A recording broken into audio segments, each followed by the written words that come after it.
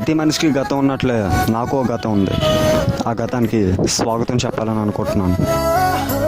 అవి మందుకు లేకుండా బాధపడుతున్న రోజులు.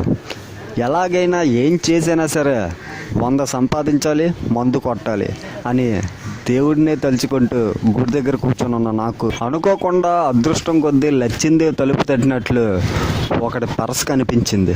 ఆడి పర్స్ మాత్రమే కనిపించింది కానీ ఆడి పర్సనాలిటీ మాత్రం కనబడలేదు. ఎందుకంటే డబ్బుల కోసం కళ్ళు మూసుకుపోయిన నాకు ప్రపంచంలో మరేది కనబడట్లేదు, మందు చొక్క తప్ప. దాంతో నాలో ఉన్న చోరుడు బయటకు వచ్చాడు. దొంగతనం ప్రథమ విద్య.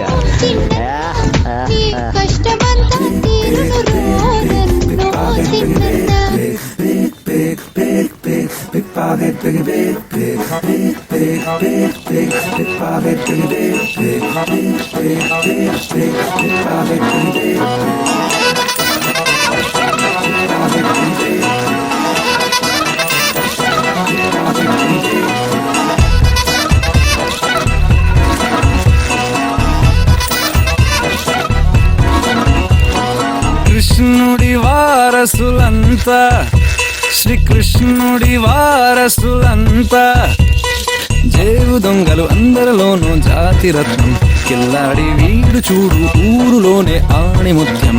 ఓ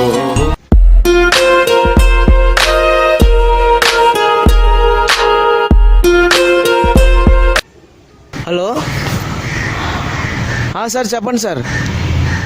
సార్ నేను ఇప్పుడు కాలు ఒకటి తెలిస్తే దైవం ఒకటి తెలిసింది అన్నట్లు ఆడి పర్సు కొట్టేద్దాం అని చెప్పి నేను వాడి వెంట పడుతుంటే ఆటోమేటిక్గా అనుకోకుండా వాడి పర్సే కింద పడిపోయింది. దాంతో నా పంట పండింది. పర్సు దొరికిందని ఆనందంలో గాల్లో తేలుతూ వెళ్తున్నా నాకు తంతే బూర్ల బుట్టలో పడ్డానో బూడిద గుమ్మడికాయ మధ్య పడ్డానో తెలియదు కానీ ఆటోమేటిక్గా అనుకోకుండా వాడినే గుద్దుకున్నాను. నా కర్మ. హలో భయ్యా, మీ పర్స్ పడిపోయింది భయ్యా. ఆడికి దొరికితే నాకు ఎక్కడ సరదా తీరిపోద్ది అని చెప్పి నా కాళ్ళకి పని చెప్పాను. నా కాళ్ళు నా మాట కూడా వినకుండా పరిగెత్తుకుంటూ వెళ్ళిపోతున్నాయి. హలో భయ్యా.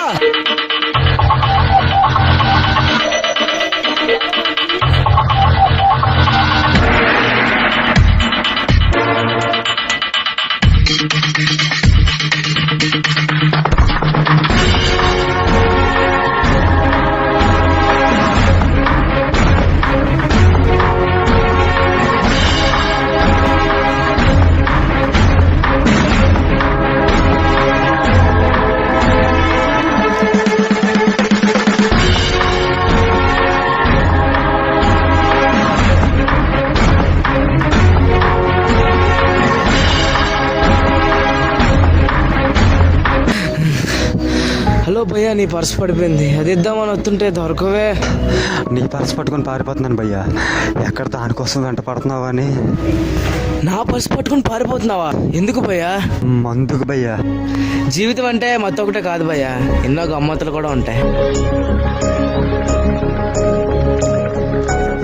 నాతోరా చూపిస్తా. జీవితంలో చిత్తుగా ఓడిపోయిన నాకు జీవితంలో గమ్మత్తులు చూపిస్తానన్నాడు. అందుకే మొత్తం కూడా వదిలి వాడి వెంట వెళ్ళాను.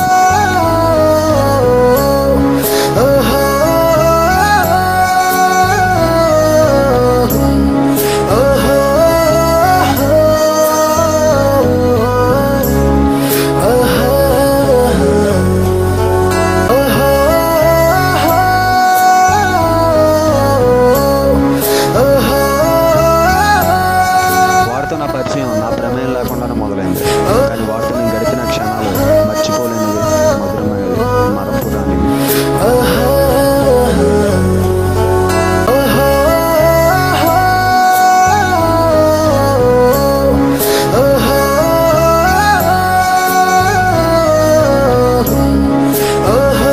అవసరం కోసం స్నేహం చేసే స్నేహితులను ఈ కాలంలో ఏమీ ఆశించకుండానే అత్యంత ప్రేమతో స్నేహాన్ని పెంచిన నా స్నేహితుడు చాలా గొప్పడు.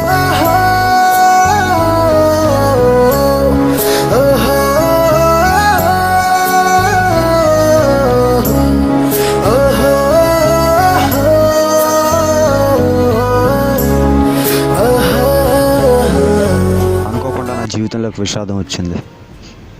నా ముందు ప్రపంచం శూన్యం అయిపోయింది.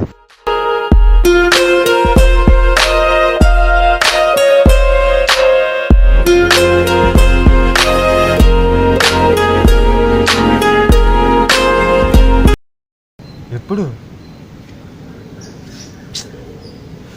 ఖర్చు